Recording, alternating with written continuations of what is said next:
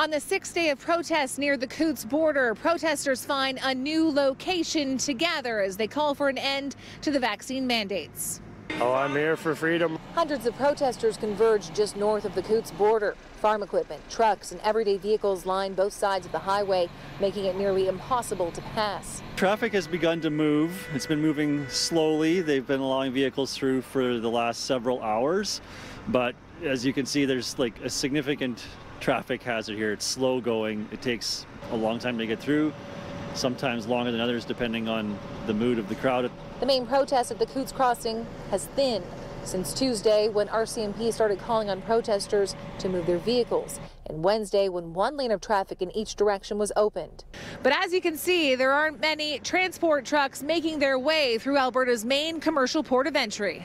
Our city and our region rely heavily on the transportations of the goods we produce here and being able to get our products across the border into the American market. MLA for Lethbridge West, Shannon Phillips, says these blockades around or near the border are hurting an already struggling economy. For the city of Lethbridge alone, roughly $3 million a day in economic impact based on the road and rail traffic that must move through that port of entry.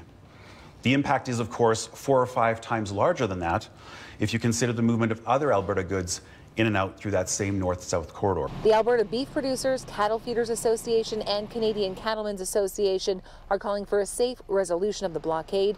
In a joint statement, they write in part, in 2020, food and agriculture were deemed an essential service to continue moving supply chains during the pandemic, and it is critical agriculture continues to be able to operate without disruption.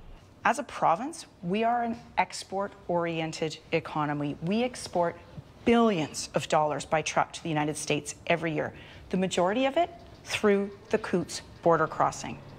It's the only 24/7 international port of entry, the only border crossing where you're allowed to transport live animals, and the heaviest truckloads through. Meantime, the Alberta Association of Chiefs of Police released a joint statement on the protests and Coutts blockade, writing in part, "Public safety has been our priority, and it will continue to be as we move forward. If necessary, however, we will take enforcement actions at events like these, responding accordingly to the risk to public safety." The goal remains the same. First, we have to ensure the safety of the public, and that includes the pedestrians that are walking around here and the protesters. And the second is that we're still trying to make this move into a full reopening of the highway back to normal for Coutts. But it's unknown when that will happen, as protesters appear to be in it for the long haul, with food, fuel, and porta potties all brought in. Sam says they will be here until they get what they want. For freedom of everything. For my family, for the country, for people to be able to work, travel, transport. And throughout the day, so-called slow protests could be seen on roads right across the province as small convoys took to the roads in support of the protests. Just outside Milk River, I'm Tara Overholt, City News.